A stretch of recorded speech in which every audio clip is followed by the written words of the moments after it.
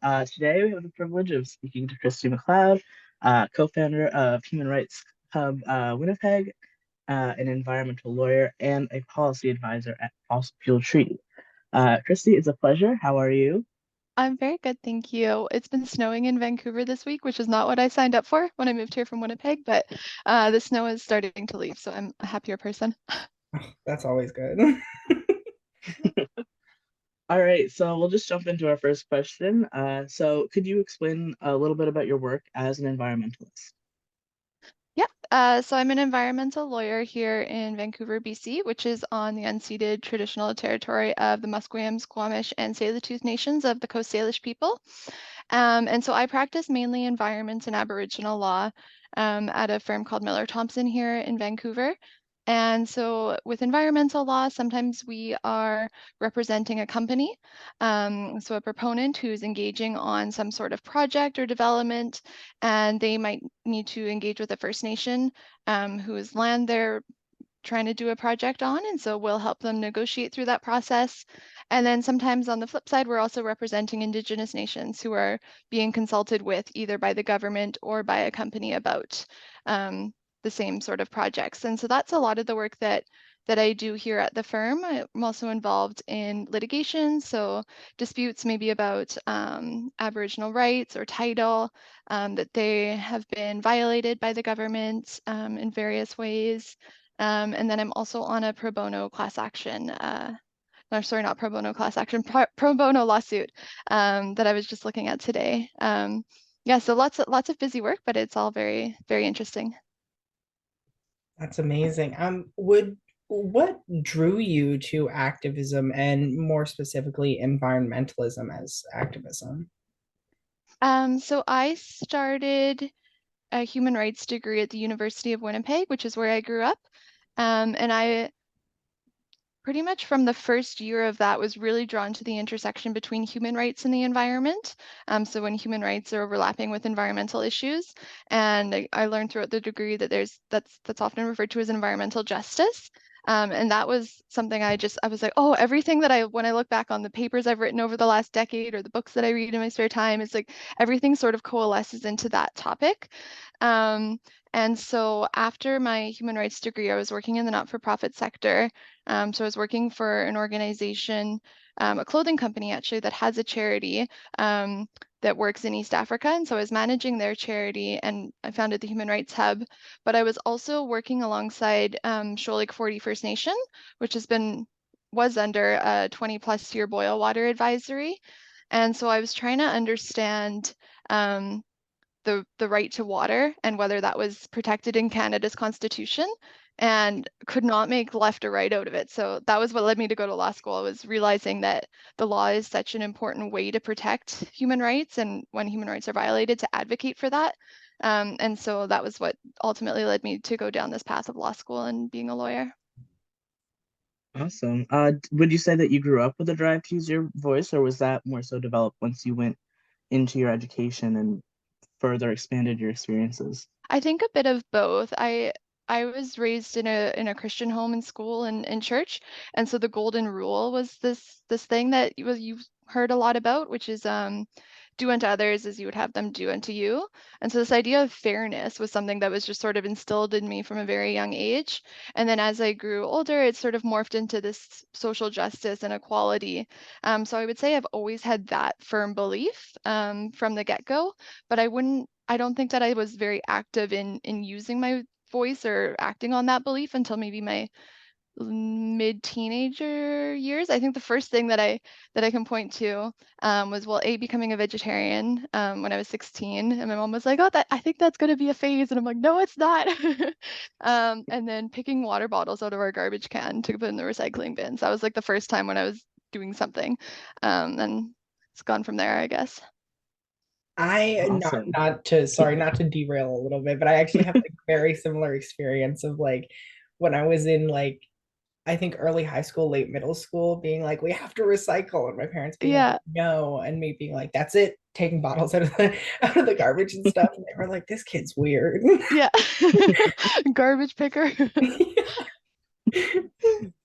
Would you say that you had anyone as your inspiration or your motivation during your education and now your career to becoming an environmental lawyer?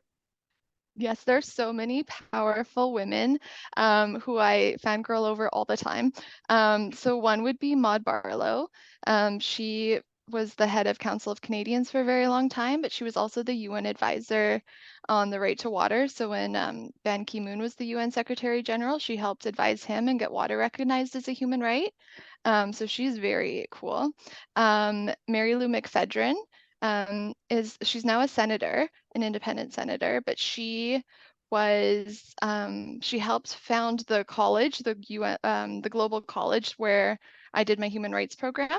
And so I learned about her as a professor and learned from her, and she's brilliant. And she's since gone on to become a senator, but she was also the youngest woman in Canada to receive the Order in Canada for her work on gender equality and getting gender protected in the Constitution. So she's super dope. There's so many other females, but I would say those two are definitely ones that are top of mind. I love that. It's great that you got to like learn from her as well, and she sort of became, yeah.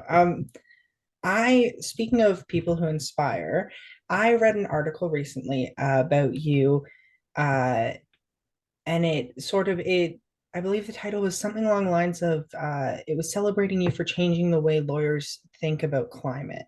Is that something that you set out to do when you started on your journey towards becoming a lawyer, or was it just sort of like a happy accident that happened along the way? Sort of both. So like I said, I went into law school with that idea of environmental justice and wanting to focus on that issue. I wasn't even sure if I was going to end up practicing law, but here we are. Um, but it was going through law school with that focus on environmental justice, just because of the climate that we're in, the climate crisis is just so forefront that I really started focusing on climate change throughout law school, to the extent that I actually I switched programs halfway through my law degree so that I could add a master's of environmental study, which allowed me to stay in school for one more year and focus really predominantly on climate change. So my master's was on Canadian climate accountability.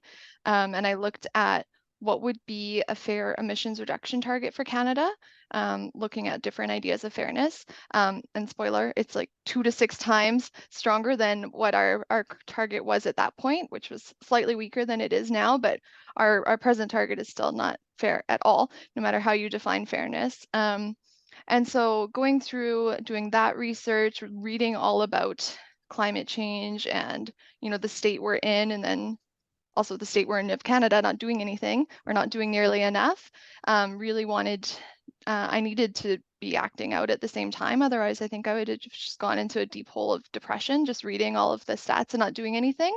So it was in my, I think, final year of law school that I got involved with Lawyers for Climate Justice, and have been involved since then, and am now a director of the organization. But um, yeah, it wasn't something that I set out to do, but it was sort of inevitable just based on the path that I think I was going on.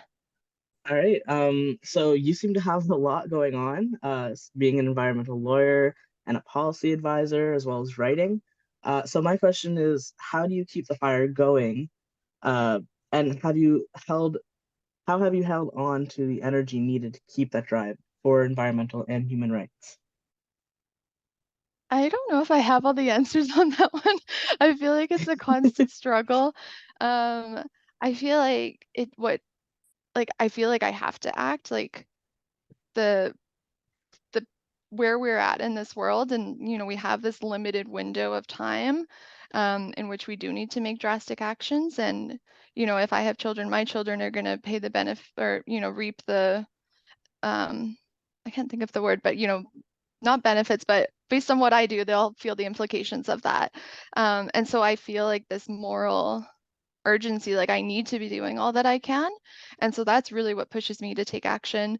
It's also just something I'm very interested in. So I'm always trying to read and learn more about, the climate crisis and various solutions or problems. And so then I feel like that knowledge sort of impels you to do more. Um, Also, I think I get really angry when like companies or governments are being unfair, and then I think it's that drive that makes me want to like rectify that. Um, and so I feel like that's the fire that keeps me going. It's definitely a struggle to maintain, work-life balance and paid work versus not paid work and volunteer work and, making sure that everyone's happy. But I think it's important that if that people who have this knowledge are sharing it and doing all that we can. I think everyone needs to be doing all that they can in every industry. It's not just lawyers or teachers. Like everyone has a different role to play in this solution because it's such a wicked problem. Like it has so many different causes and effects. And so I think it's really going to take all of our brightest minds in the world in every industry working together to tackle this problem. Yes. Speaking of all the different causes and effects, I know you said earlier that you sort of started on this path because of the intersectionality that you saw. Um, are there any specific moments or like movements or anything like that that sort of brought that out for you that made it like clear, or was it sort of a gradual like over time you were like, there's a pattern here? I think the Shoal Lake 40 instance was really um, pivotal in sort of setting me off on this trajectory.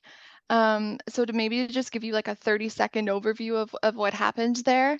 Um, so the city of Winnipeg in the early 1900s wanted a water supply that was, more consistent and bigger because Winnipeg was growing a lot at that time.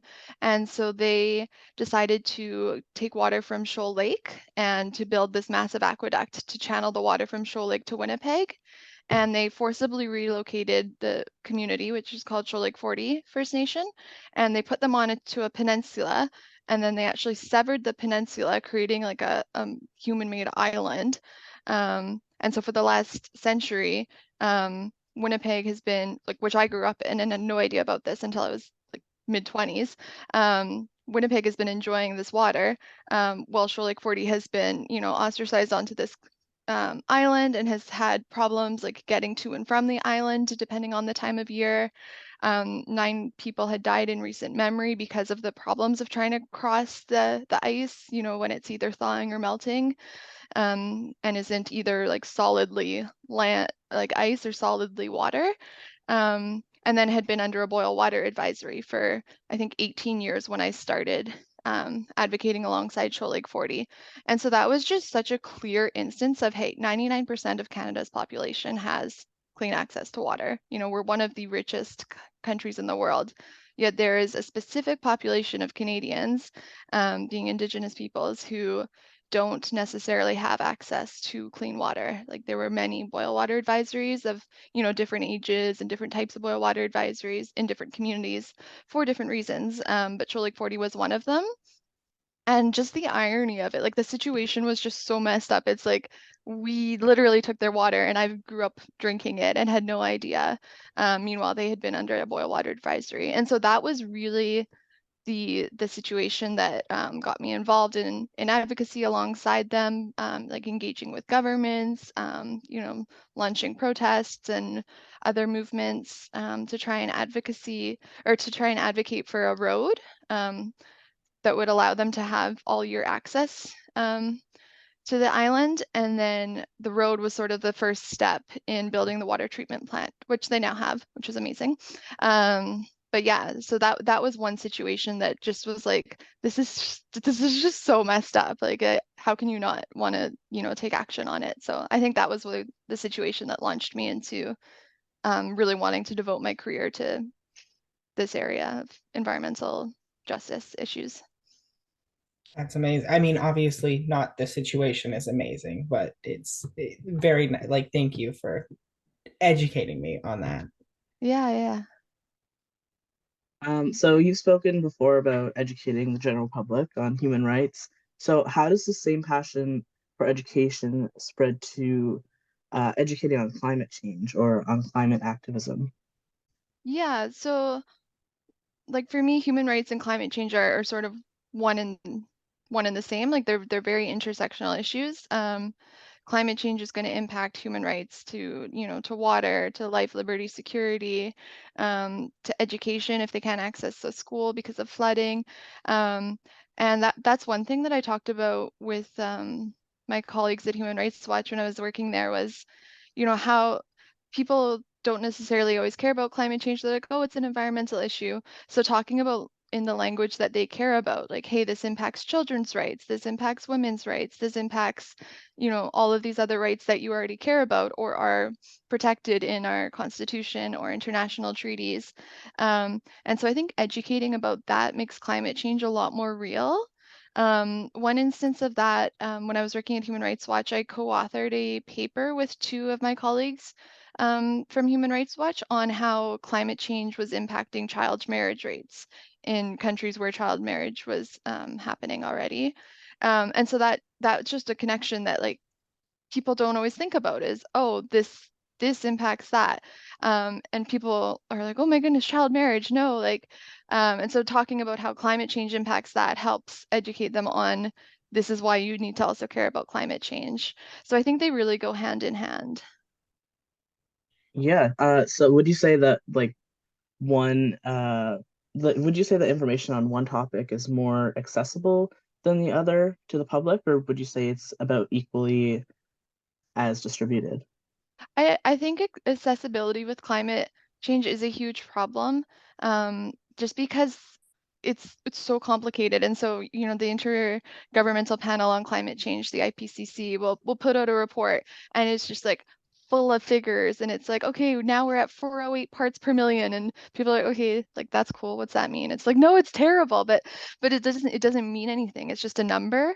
Same thing with emissions reduction targets. That's why I was kind of looking at this idea of fairness, because telling the government, hey, you're producing 700 megatons, you should be producing X number of megatons, like it's just numbers. And so try to give meaning to the numbers and speak through language that means something like rights that people care about and can understand, oh, this could impact my child and their right to whatever.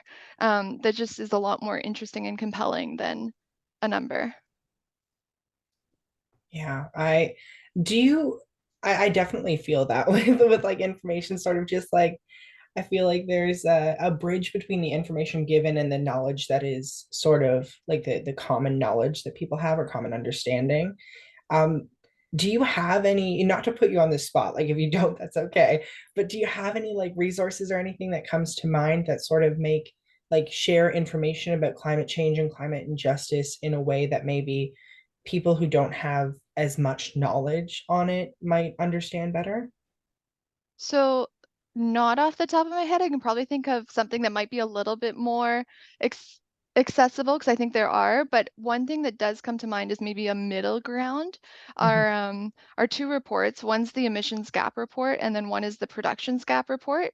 So they take a really good job of taking the numbers and being like, here's what the numbers mean. So for the emissions gap report or the productions gap report, it says, okay, here's the 15 countries, here's what they're planning to produce in terms of oil and gas production by 2030.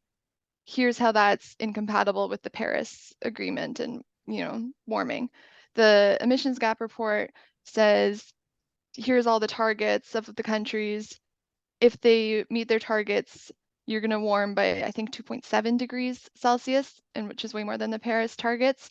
And so they have a good, they're still comparing numbers, but they're comparing the numbers in a way that means something to people and Mhm. isn't just like random numbers, like abstract. So I think those two reports, I really rely on those a lot because they do a good job of explaining why the numbers matter. It's still numbers language, but Yeah. I think that they do a really good job of explaining why the numbers are important.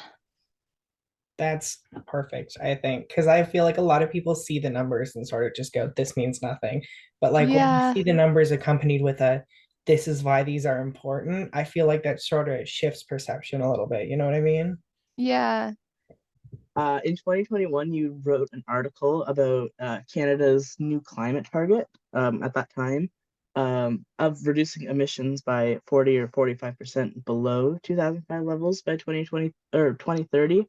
And you said that though the ambition was exciting, the policy wasn't was just not good enough. So do you think that we will get a policy that's good enough soon, or is there something that we as citizens and voters need to campaign more for? Um, I don't think we're gonna get a policy that's strong enough. I would love to get one, and I would love to be hopeful and sit here today and say, yes, I think one's coming. Um, I I don't think we're gonna get what we need um, from this present government. It's just they're still providing billions of dollars of fossil fuel subsidies to these corporations, like who are making record-breaking profits and do not need subsidies in any way, shape, or form. Um, so I think we need to first like cut that off, then seek to also reduce our emissions stronger. Um, or yeah, but the thing is, like, I've been listening to a court case today. So it's in the federal court today and tomorrow, and it's a judicial review of the government's approval of the Bay du Nord project in Newfoundland, which is a big oil extraction project. And so the government, yes, it has a stronger target, but it's still approving projects like this that are going to extract more oil, produce more fossil fuels. And it's just been so disheartening today, just listening to.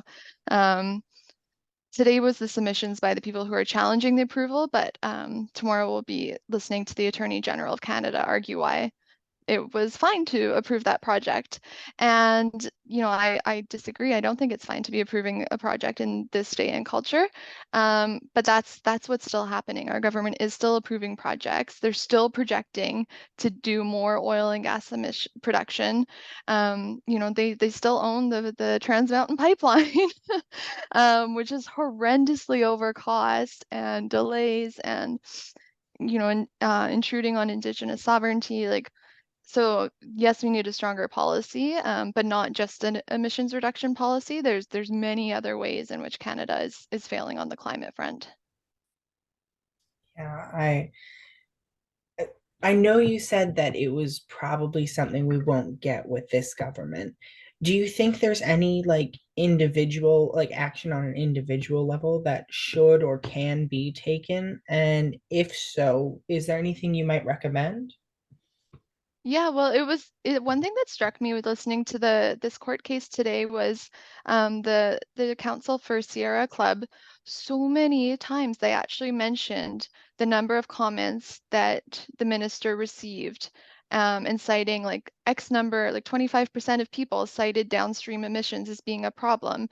And so they used that to say that this is in the public interest, and that's part of the legislative requirement, is considering whether this is in the public interest.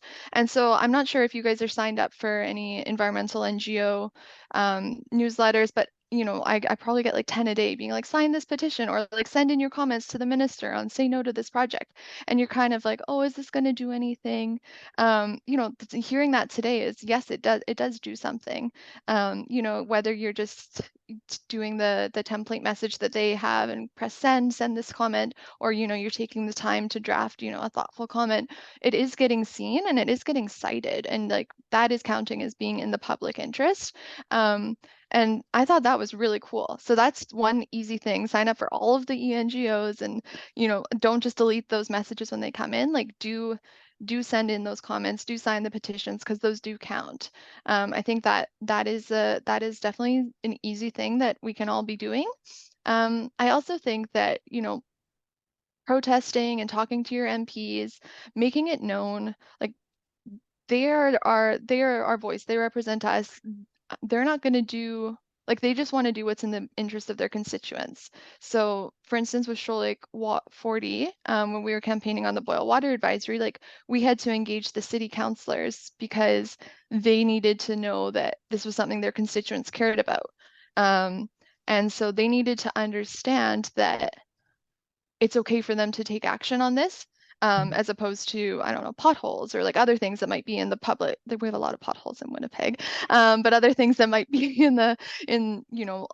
what their constituents are wanting them. So if the MP isn't hearing from its constituents, hey, I care about this, like, then they're not going to have any political capital. So I think we really need to be pushing our elected officials as much as we can, that this is something that we care about. And I sometimes get frustrated with it and think that that's not doing anything. But today was a good reminder for me that, hey, like it does have an impact. So those are a couple things. Also educate like yourself and then others. Like there's so many good climate books. They keep coming out and I'm not allowed to buy any more books, but there's so many good books out there. So definitely like read them, learn the stats, learn, the issues and then talk to everyone because, this is something that is going to impact everyone in this country in different ways. But there's an angle or a hook to get everyone to care, even if it's like ski resorts and the future of skiing, is in peril. Like there's a way that you can impact that it's going to impact everyone that they should care. You just have to find the right hook for different people. That makes total sense. I feel like again, not to get off topic, I'm terrible for it. I'm so sorry.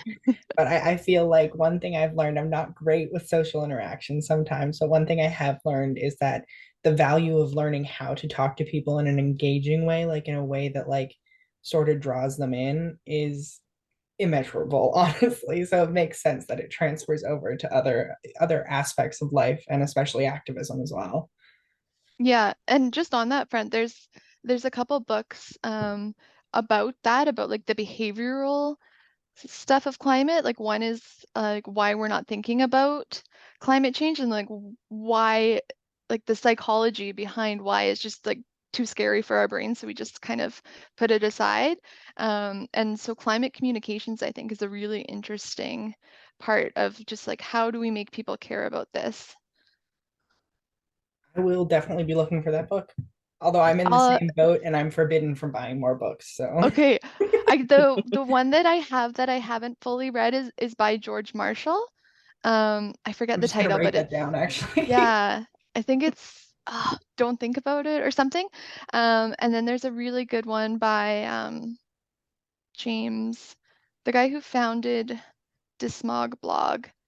Um, I'll have to email them to you. But both really good books. I would super appreciate that actually. Okay, If you could, I know you're very busy, so if you can't, no, don't it's worry fine. about it. My follow-up question was kind of already answered, but if there's anything else you'd like to add to it, so if there's any specific actions you'd like to see taken by the government of Canada in the near future as a response to climate change, I know you've sort of touched on, uh, like stop funding fossil fuels and stuff like that, Woo. but if there's anything else, then I'd appreciate it. Yeah, I think fossil fuel subsidies is probably the big one.